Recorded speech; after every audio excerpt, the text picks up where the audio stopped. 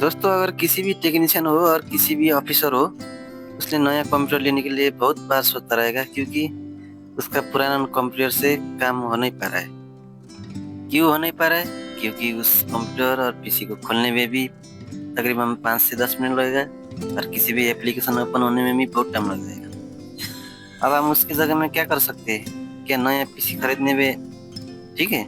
नहीं। अब हम पुराना पीसी और पुराना लैपटॉप को भी फास्ट करने के लिए हम एसएसडी हार्ड डिस्क लगाते हैं। मैंने वीडियो में देखा है, आप देख सकते हैं। उसमें पुराना हार्ड डिस्क निकाल के उसमें नया जो एसएसडी होता है उसको लगाने के बाद आपकी कंप्यूटर और पीसी रफ्तार से चलेगा।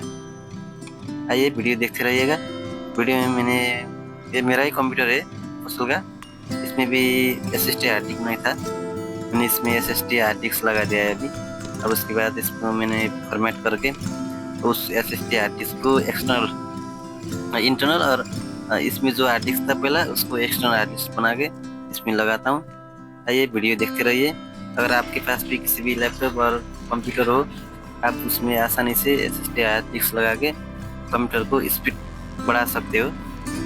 दोस्तों, अगर आप मेरे चैनल में नए हो तो चैनल को ज़रूर सब्सक्राइब कीजिएगा।